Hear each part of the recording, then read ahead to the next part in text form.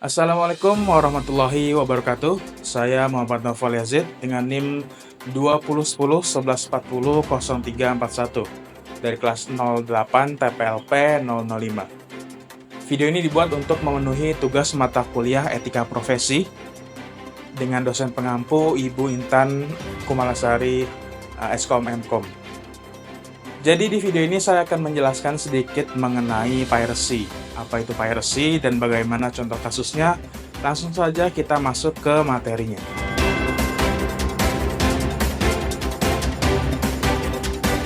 Dalam konteks sejarah, piracy merujuk kepada tindak pembajakan dan pencurian berupa barang maupun uang, atau bahkan penculikan untuk dijadikan sebagai tawanan.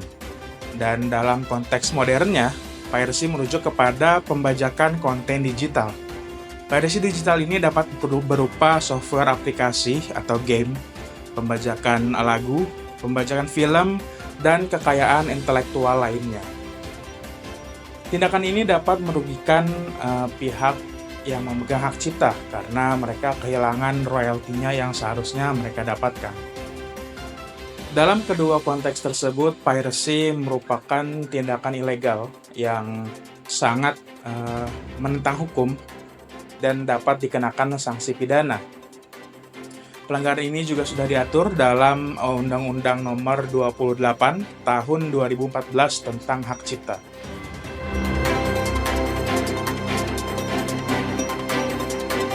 Berikut ada data dilansir dari CNBC Indonesia. Tren pembajakan online masih terjadi di dunia dan terus menjadi praktik yang lazim dilakukan di berbagai industri.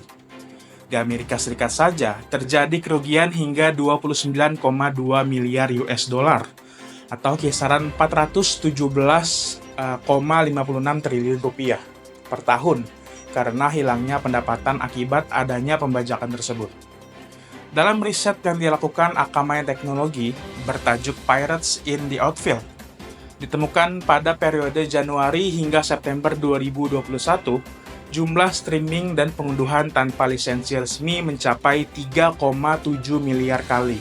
Ini terjadi untuk film dan acara televisi, baik melalui browser atau aplikasi seluler, serta angka pengunduhan melalui platform torrent. Menurut riset ini, 61,5% konsumen yang berkunjung ke situs pembajakan mengakses situs tersebut secara langsung, sementara 28,6% aktif mencari situs tersebut. Pembajakan tidak hanya terdampak pada pencurian film dan konten lainnya. Dampak sebenarnya terjadi di belakang layar dan mengakibatkan orang-orang yang terlibat dalam pembuatan film, buku, dan perangkat lunak yang kita gunakan dan nikmati kehilangan pendapatan, kata Steve Ragan, peneliti keamanan di Akamai, Selasa 1 Februari 2022. Ada berbagai alasan seorang melakukan piracy digital ya. Salah satunya adalah masalah biaya, karena biaya yang dikeluarkan lebih sedikit dibandingkan harus membeli lisensi aslinya. Alasan lain merupakan alasan kurangnya kesadaran bagi masyarakat untuk menghargai ciptaan atau karya orang lain.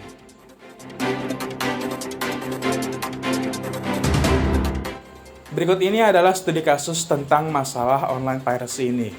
Dilansir dari tbsnews.net, TBS Report 6 Februari 2024, dengan headline Pembajakan Online, 4 karyawan OneFlix ditangkap, situs streaming ditutup. Ya. Dilihat dari logo dan namanya saja, sekilas kita sudah tahu ya kalau situs ini mungkin terinspirasi dari Netflix mungkin. Polisi telah menangkap 4 karyawan platform streaming OneFlix yang bertugas menjalankan situs mereka dengan membajak konten dan mendistribusikannya di domain mereka melalui langganan atau subscription. Tim investigasi fraud di bawah Unit Kontra Terorisme dan Kejahatan Transnasional (CTTC) dari Polisi Metropolitan Dhaka (DMP) menangkap mereka selama perjalanan terpisah atau penggerebekan terpisah di daerah ibu kota Adabor dan Motij Hill pada hari Senin 5 Februari. Jadi kasus ini terjadi di Bangladesh ya. Mereka yang ditangkap adalah Satman Sakib, MD Ijai Ahmed, MD Rabib Hossain, dan Rahat Khan. Penegak hukum juga menyita 6 harddisk, 4 ponsel, dan 10 kartu SIM dari barang-barang milik para tahanan. Pengacara Mahin M. Rahman, advokat penasihat hukum Mahkamah Agung Bangladesh, OTT Guild of Bangladesh, yang memandu proses hukum atas nama pengadu, mengatakan saat ini platform OTT negara membuat konten berkualitas tinggi untuk publik dan lingkungan yang sehat, legal, dan kompetitif ada di negara ini. Jadi OTT itu merupakan platform streaming seperti Netflix seperti itu.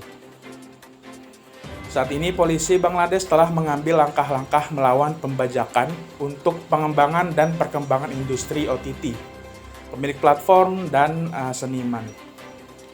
Ini adalah penipuan digital dan bisnis streaming ilegal yang tidak memiliki landasan etika atau hukum.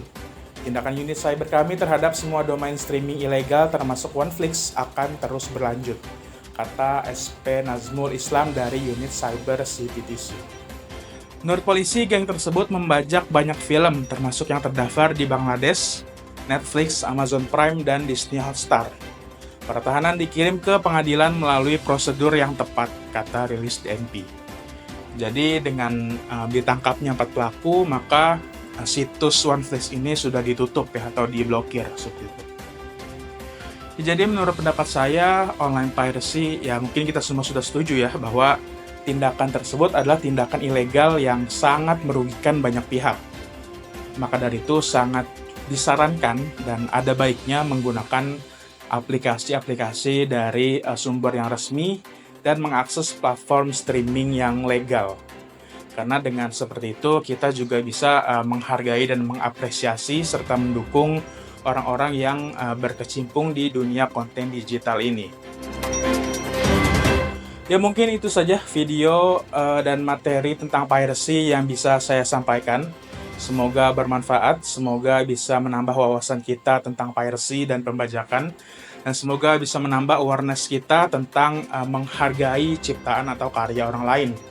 Ya, kurang lebihnya mohon maaf. Sekian, terima kasih. Wassalamualaikum warahmatullahi wabarakatuh.